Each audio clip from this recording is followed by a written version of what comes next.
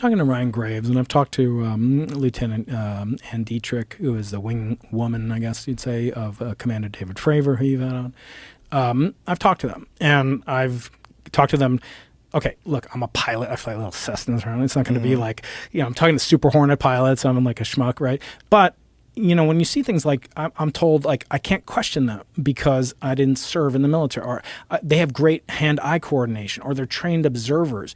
I actually know. My flight instructor told me a couple of things. He said to me, you relying on hand-eye coordination, or you relying on your innate abilities as a pilot, or your ability to perceive things is going to get you killed.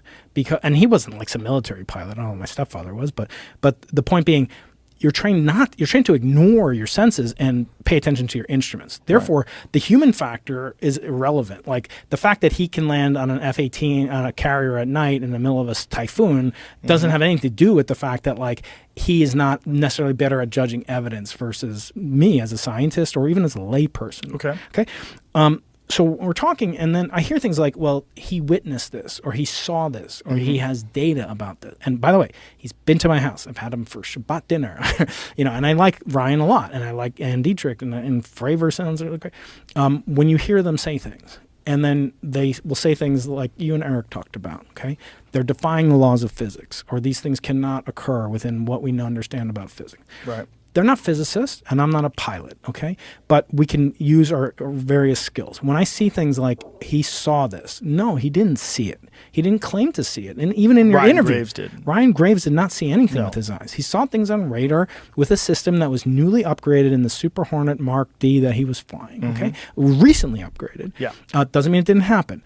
Fravor and Dietrich, when they were flying, they saw things and they tried to perceive them from great altitude, something the size of a school bus, and how fast it was moving relative to the ground.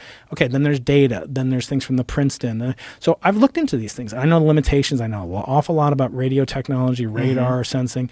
So I don't think that being a military pilot, as much as I don't have the balls to do what any of them do, and I never had the guts to sign up to the military, though I might have liked to, doesn't mean that we accept what they say uncritically. And in Ryan's case, I find it unpersuasive. I don't mean to say that it's not important. It's very important. It's very significant what he's doing. Because I think at worst, it could save the lives of pilots. If it's some Chinese spy balloon, it could be American PSYOP. It could be doing all sorts of things. Or Grush. I don't know if you've talked to him. I haven't talked to him. Claiming non-human biologics, which is like, non-cow animal. Okay. What is that? What does that mean? Is a slime mold, my favorite thing? What did you think of the Fravor video evidence?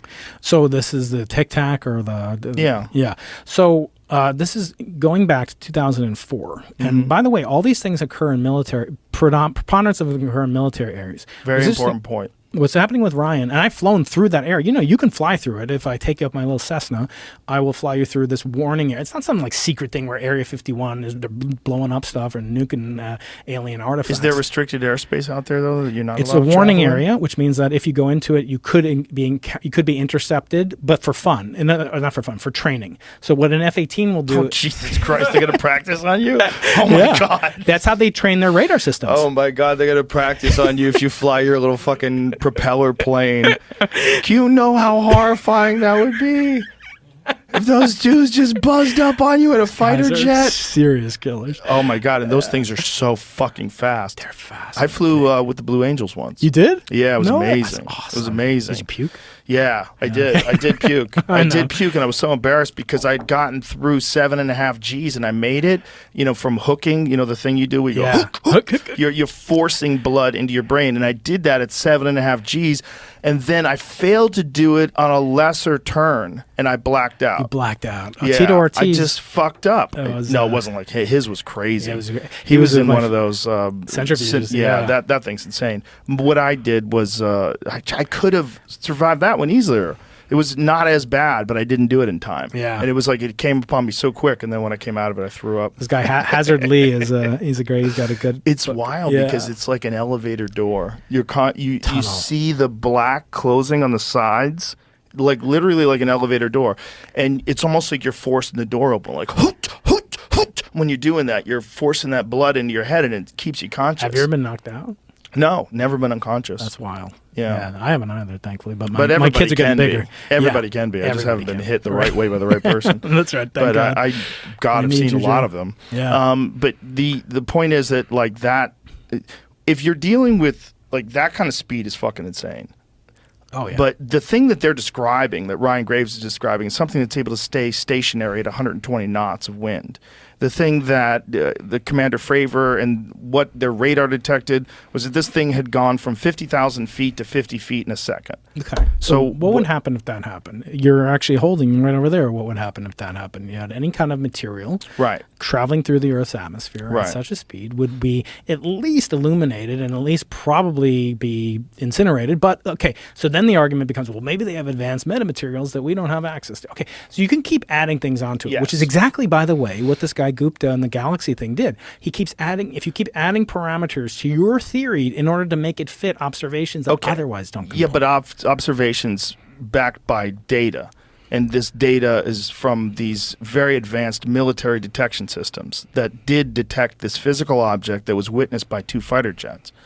Isn't another possibility that there's some method of propulsion that it's not propulsion at all. Instead, it's manipulating gravity, manipulating whatever the fuck it's doing to go from one point in space to another point in space almost instantaneously, but not biological, not like a physical thing inside of it. I'm talking about like a drone. Okay. So the reason you've heard, or I mentioned this Chicxulub, which is the meteor crater off the Yucatan Peninsula, that was the theory in which that was kind of unveiled, was a physicist, nuclear physicist, Nobel Prize winner named Luis Alvarez, who plays a small role in Oppenheimer, that you'll see. And that he was responsible for radar in the World War II as part of one of his jobs. And he realized something that they could do. So radar works by interrogating an object with radio frequency waves that travel at the speed of light and bounce off an object, and you can get timing between when they get bounced off and when it comes back, and you can measure the distance to them, and you can measure the speed if you get a couple of those measurements. That's how radar works, and it's totally similar in concept to what you described with the advanced military instrument. Luis Alvarez was a creative, incredibly brilliant scientist.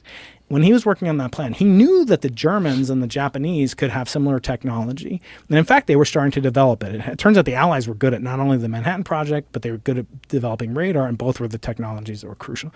But the Germans were developing it too.